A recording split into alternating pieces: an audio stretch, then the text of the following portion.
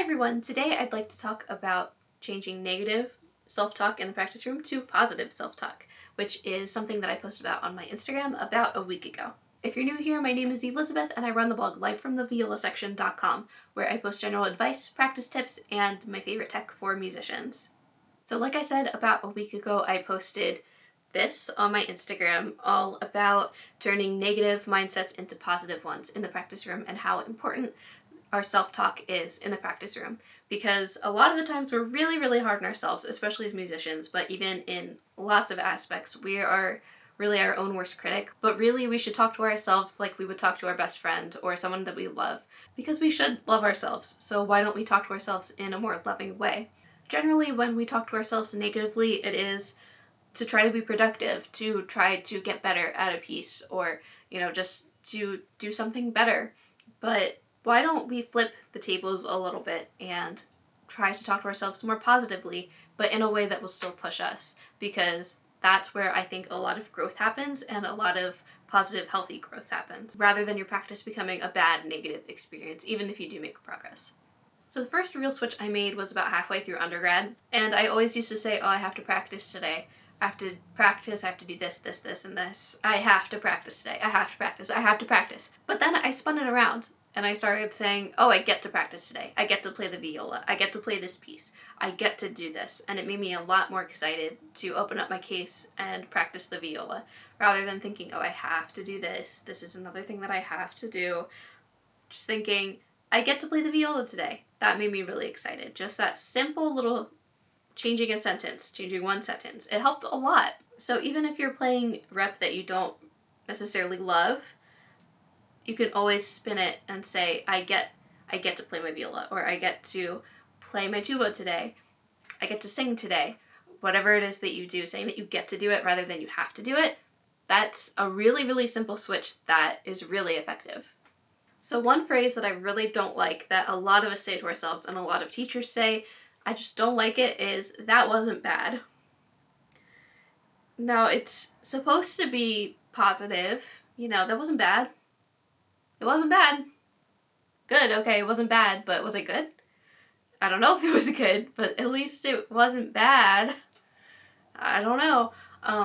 So it's really important to be detailed when you're talking to yourself, or just thinking to yourself while practicing, because then we can find out what exactly went wrong and what exactly went right, and why, and how we can do it again, which we want to recreate the things that went well, and we want to avoid the things that didn't go well. So being detailed and saying, okay, this was good, this wasn't as good, and picking and choosing and saying, okay, this was good, why was it good? How can I do it again? What was I doing physically? What was I thinking mentally?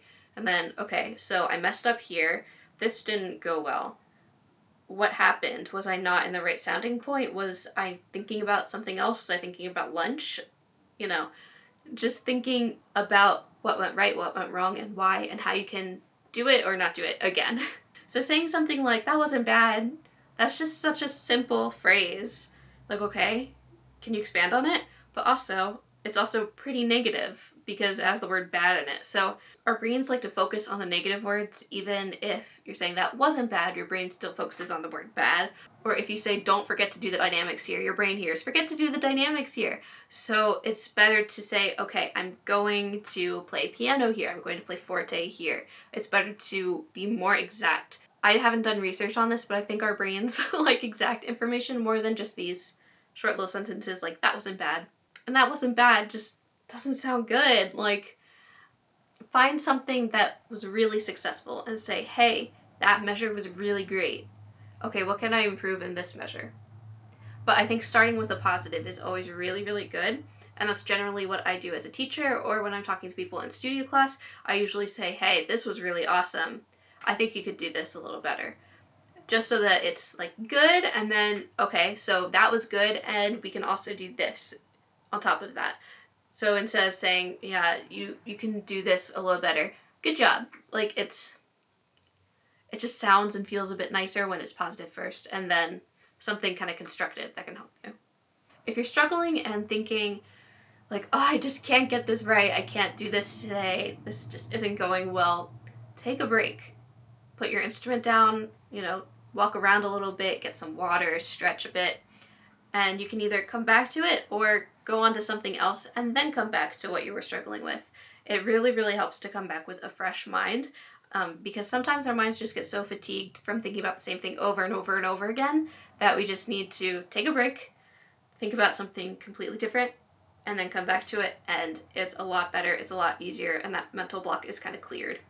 So as musicians, if you've been on the internet in the past few years, you've probably heard the phrase progress over perfection, which is something that a lot of us like to focus on, and progress is a lot healthier to focus on than perfection, because we're never really going to achieve perfection because we're human and no human is really perfect. So thinking about your progress rather than making something perfect can free you up to make better music. So thinking, were you able to play this a week ago, a month ago, a year ago?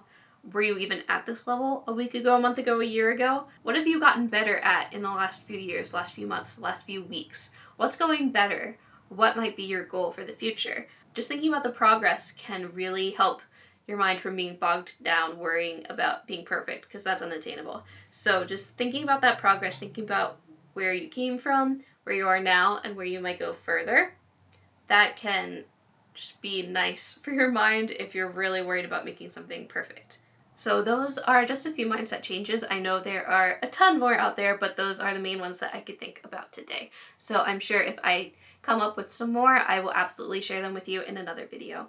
If you have any really bad negative things that you say to yourself that you want some help with, leave it down below in the comments and we can all help you figure out something more positive to say. Or if you found a positive mindset switch that you'd like to share with others, please leave it in the comments below or on my Instagram. I would love to hear how you've changed any negative thoughts or actions in the practice room. Thank you so much for watching. If you like this video, please give it a thumbs up and subscribe for more musical content every Sunday at 12 p.m. Eastern Time.